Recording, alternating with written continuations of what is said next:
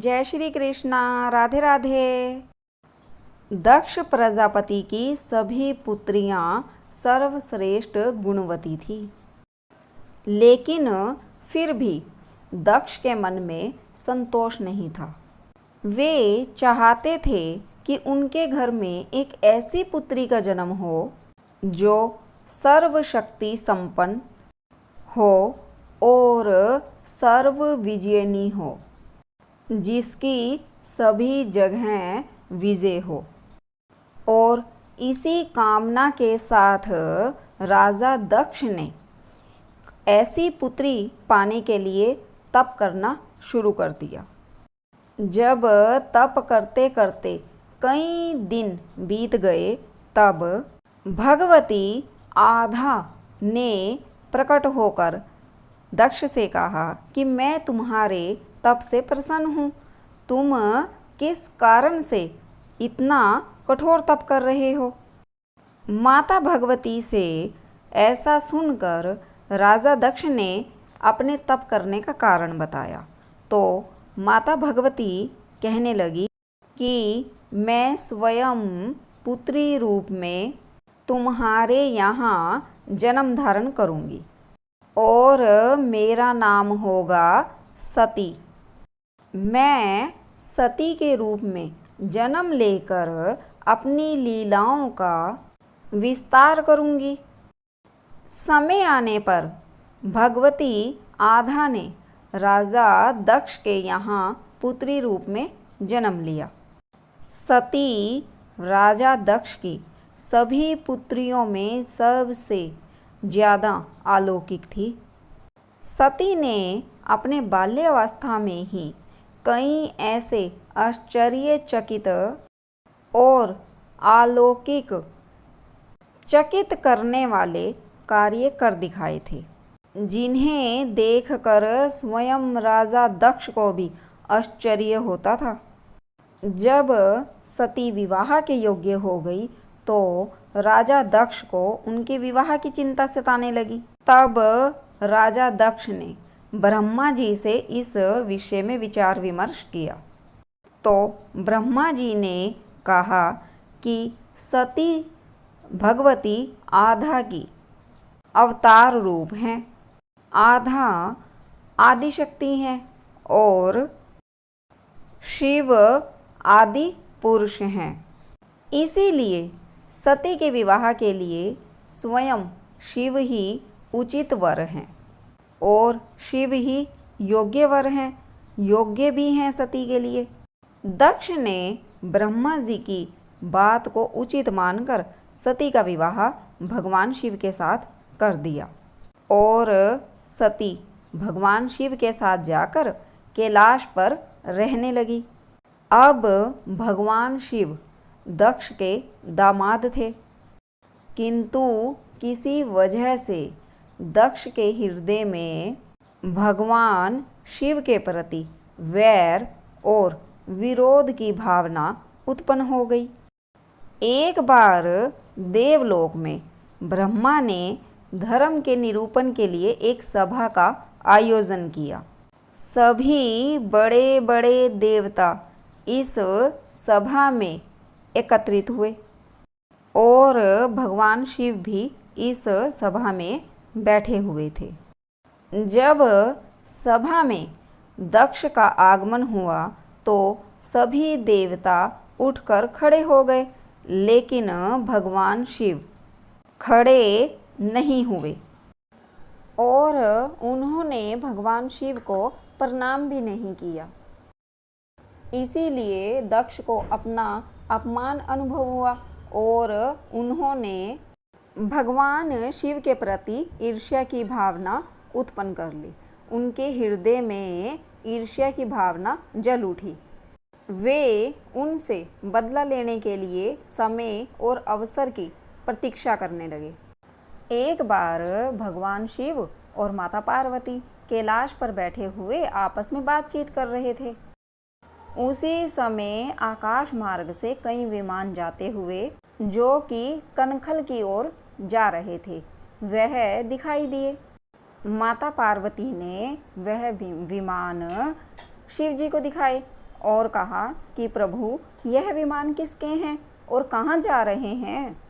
तब भगवान शिव ने कहा कि आपके पिता दक्ष जी ने एक बहुत बड़े यज्ञ का आयोजन किया है। सभी देवी देवता उसी यज्ञ में शामिल होने के लिए जा रहे हैं।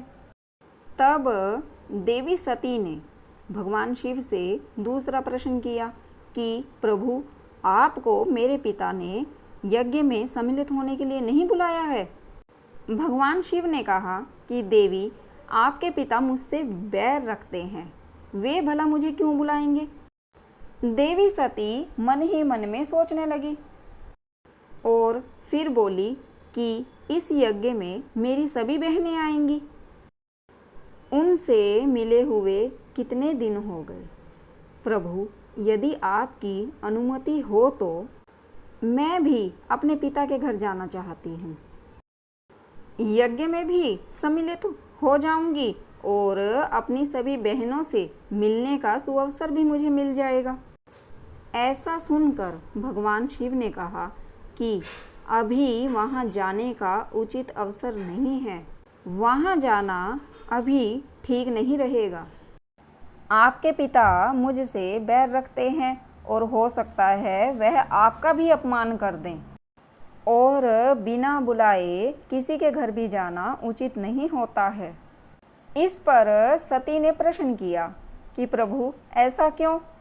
तब भगवान शिव ने कहा कि एक विवाहिता लड़की को अपने पिता के घर भी बिना बुलाए नहीं जाना चाहिए, क्योंकि विवाह हो जाने के पश्चात लड़की पिता की नहीं, पति की हो जाती है। लड़की का अपने पिता के घर से संबंध टूट जाता है, लेकिन सती अपने पिता के घर जाने के लिए हठ करती रही और अपनी बात को बार बार दोहराती रही। इस पर भगवान शिव ने उन्हें अपने मायके जाने की अनुमति दे दी, यहाँ तक कि उनके साथ जाने के लिए अपना एक गण भी साथ में भेज दिया। उस गण का नाम था वीरभद्र।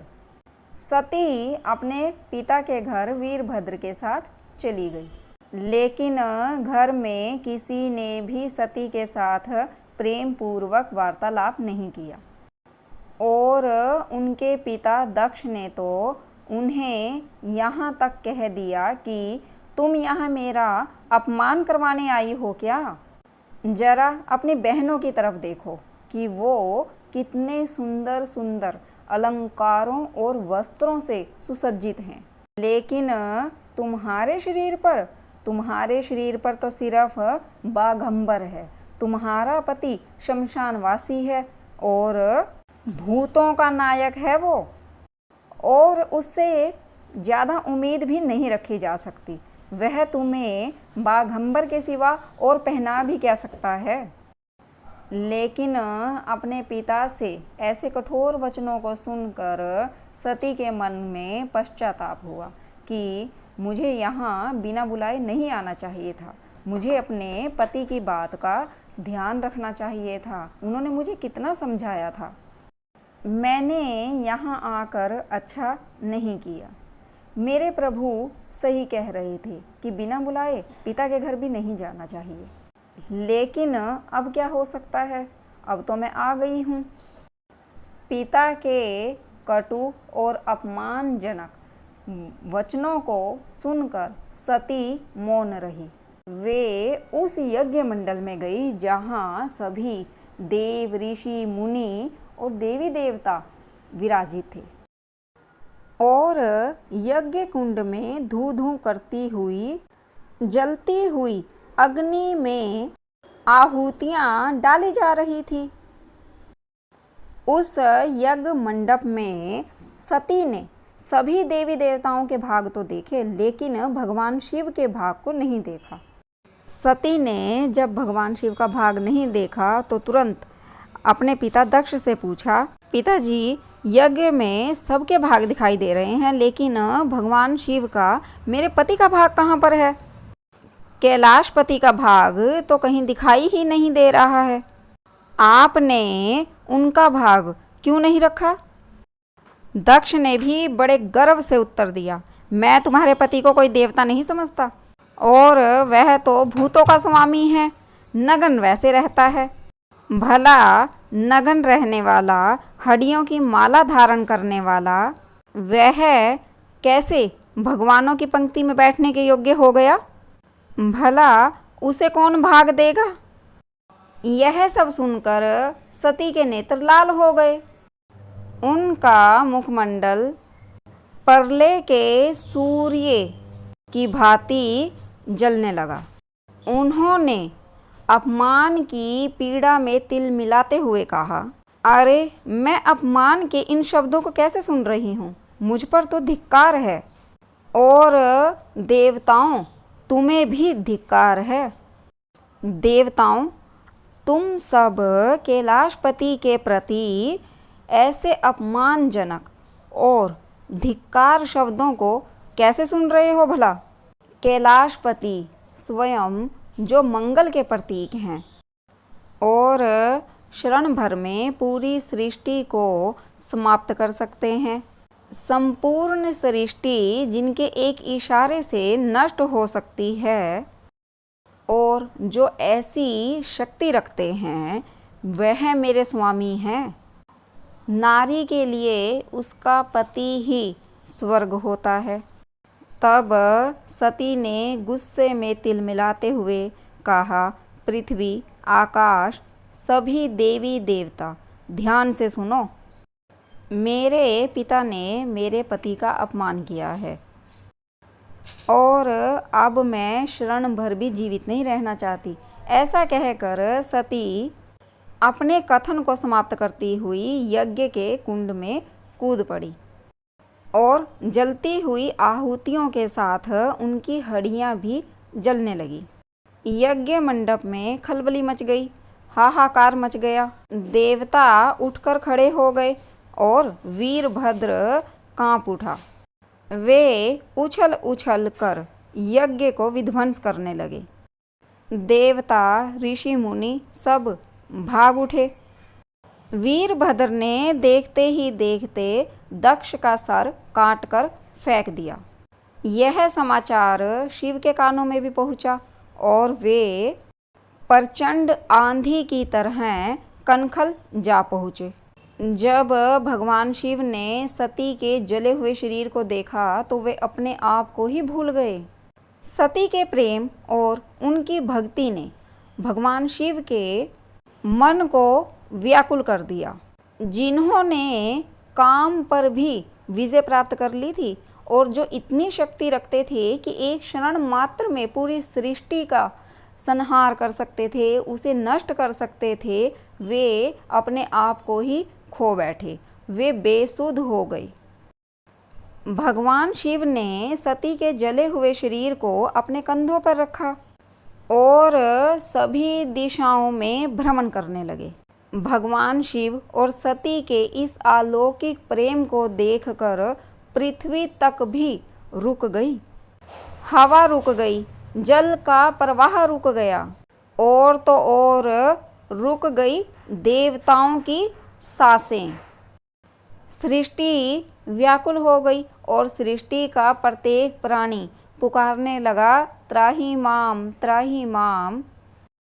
जब भगवान विष्णु ने, सृष्टि के पालक ने भयानक संकट देखा तो वह उठ खड़े हुए और इस भयानक संकट को दूर करने के लिए आगे बढ़े। उन्होंने अपने सुदर्शन चक्र के द्वारा सती के अंग काटने शुरू किए, और सती के अंग कटकर गिरने लगे। भगवान शिव तो बेसुध अवस्था में थे। जब सती के सभी अंग कटकर गिर गए, तब भगवान शिव अपनी पुनः अवस्था में आए थे।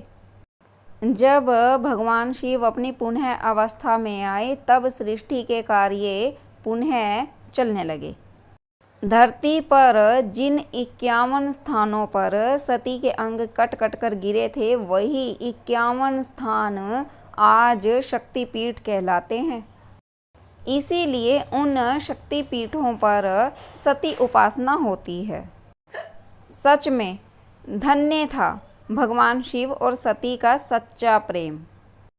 शिव और सती के प्रेम ने उन्हें अमर और वंदनीय बना दिया और फिर हुआ पार्वती जी के रूप में जन्म। बाद में सती के विरह में शंकर जी की स्थिति दयनीय हो गई। वे हर समय उन्हीं का ही ध्यान करते, उन्हीं की चर्चा करते। और जब सती ने अपने शरीर का त्याग किया था तो उन्होंने भी संकल्प किया था कि मैं हिमालय के घर पर जन्म लेकर शिव की अर्धांगिनी बनूंगी। अब जगदम्बा का वचन वो तो व्यर्थ होने वाला नहीं था। उन्होंने उचित समय पर हिमालय की पत्नी मेनका के गर्भ में प्रवेश किया और जब उनका जन्म हुआ तो हिमालय की पुत्री होने के कारण उनका नाम पार्वती रखा गया। जब पार्वती बड़ी हुई तो उनके माता पिता को उनके विवाह की चिंता सताने लगी। तब एक दिन महर्षि नारद अचानक से हिमालय के महल में आ पहुँचे। जब उन्होंने पार्वती जी को देखा तो नारद जी तुरंत बोले कि यह तो सती है, इनका विवाह तो शंकर जी के साथ होना चाहिए। वैसे भी सिर्फ और सिर्फ भगवान शिव शंकर ही इनके लिए योग्य हैं। जब महाराज हिमालय और मेनका जी को यह पता चला कि साक्षात जगदम्बा सती का जन्म उनके घर में हुआ है तो उनके खुशी का तो कोई ठिकाना ही नहीं रहा और उन्होंने मन ही मन अपने भाग्य का धन्यवाद किया, अपने भाग्य को सराहने लगे। एक दिन अचानक भगवान शिव शंकर विरह में घूमते घूमते उसी स्थान पर जा पहुँचे और वहाँ जाकर पास में गंगा के पास में तपस्या में लीन हो गए। जब हिमालय को इसकी जानकारी मिली तो वह पार्वती को लेकर भगवान शिव शंकर जी के पास पहुँच गए और तब राजा हिमालय ने भगवान शिव से प्रार्थना करी कि वह उनकी पुत्री पार्वती को अपनी सेवा में ग्रहण करें। भगवान शिव ने पहले तो आनाकानी करी, लेकिन जब पार्वती जी की भक्ति को देखा तो वह उनके आग्रह को टाल ना सके। जब पार्वती जी को अनुमति मिल गई तो वह अपनी सखियों को प्रतिदिन साथ लेकर भगवान शिव की पूजा आराधना में उनकी सेवा में लग गई। लेकिन पार्वती जी इस बात का हमेशा ध्यान रखती थी कि भगवान शिव को किसी भी प्रकार का कोई कष्ट ना हो। वे हमेशा उनके चरणों को धोकर चरणोदक ग्रहण करती और पूरी सच्ची भावना से श्रद्धा से पूजा अर्चना करती और इस तरह से भगवान शिव जी की पूजा करते हुए पार्वती जी को एक दीर्घ लंबा समय बीत गया था। लेकिन पार्वती जी जैसी सुंदर बाला को देखकर भी भगवान शिव जी का मन डामाडोल नहीं हुआ। उनके अंतः मन में किसी भी प्रकार का कोई विकार, कोई भी दोष उत्पन्न नहीं हुआ। बस भगवान शिव हमेशा अपनी समाधि में लीन रहते। लेकिन उसी समय में एक तारक नामक राक्षस असुर देवताओं को परेशान कर रहा था। लेकिन सभी देवी देवता यह जानते थे कि इस तारक नामक असुर का विनाश सिर्फ और सिर्फ भगवान शिव के पुत्र के हाथों ही होगा। तारक की मृत्यु शिव के पुत्र के हाथों से होनी थी। इसीलिए सभी देवी देवता यह चाहते थे कि भगवान शिव का विवाह हो और उनके यहाँ पुत्र पैदा हो। और इसी उद्देश्य से सभी देवी देवता भगवान शिव और पार्वती जी का विवाह करवाने की इच्छा रखते थे। इसी उद्देश्य से सभी देवी देवताओं ने कामदेव जी को भगवान शिव के समीप भेजा, भगवान शिव जी को पार्वती जी के प्रति अनुरक्त करने के लिए। किंतु पुष्पायुध का पुष्पबाण भी शंकर जी के मन को डामाडोल नहीं कर सका। उल्टा कामदेव जी ही उनकी क्रोधाग्नि में भस्म हो गए। तब भगवान शंकर जी ने वहाँ पर अधिक रहना उचित नहीं समझा और अपनी कठोर तपस्या के लिए वह कैलाश की ओर चल दिए। भगवान शिव के चले जाने से पार्वती जी को बड़ा ही दुख हुआ, लेकिन उन्होंने अपने मन में भी ठान लिया और कठोर तपस्या करने लगी, बिल्कुल भी निराश नहीं हुई।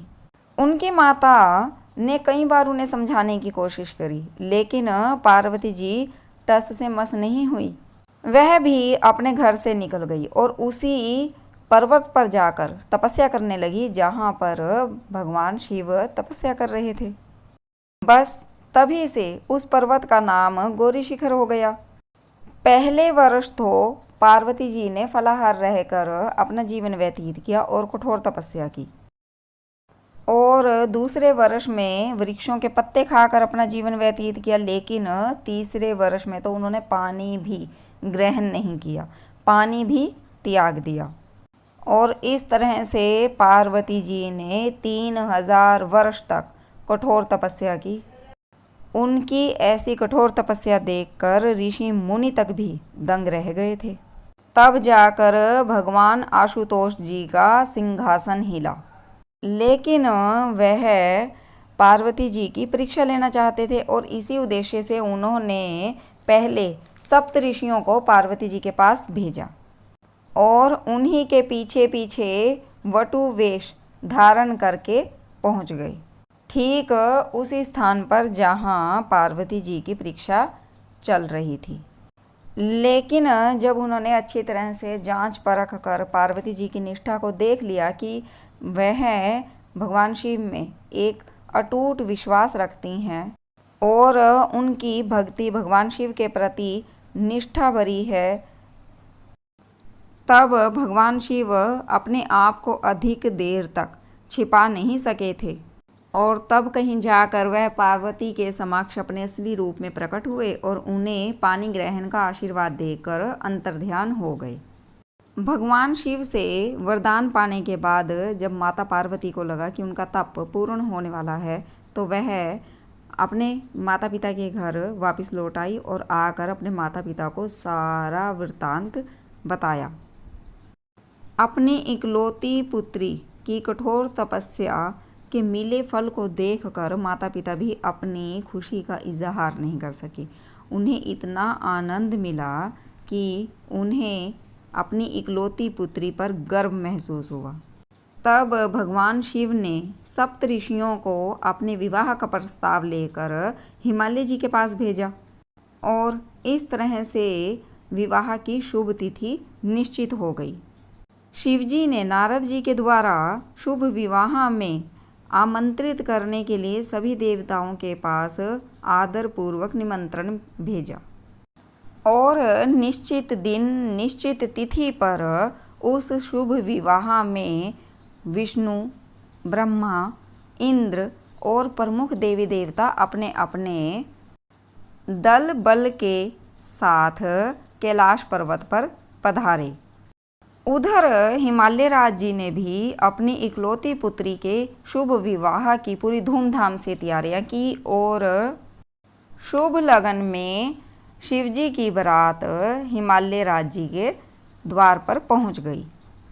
लेकिन पहले तो शिवजी का विकट रूप और भूत प्रेत आदि देखकर पार्वती जी की माता मैना डर गई और अपनी पुत्री का विवाह भगवान शिव के साथ करने से साफ साफ मना कर दिया। लेकिन पीछे से जब उन्होंने भगवान शिव का ऐसा रूप देखा कि करोड़ों कामदेवों को लज्जाने वाला 16 वर्ष की अवस्था का परम लावण्यमय रूप देखा, तो वे अपने ही देह गेह की सुधि को भूल गई और शंकर जी पर अपनी कन्या के साथ साथ अपनी आत्मा को भी न्यौछावर कर दिया।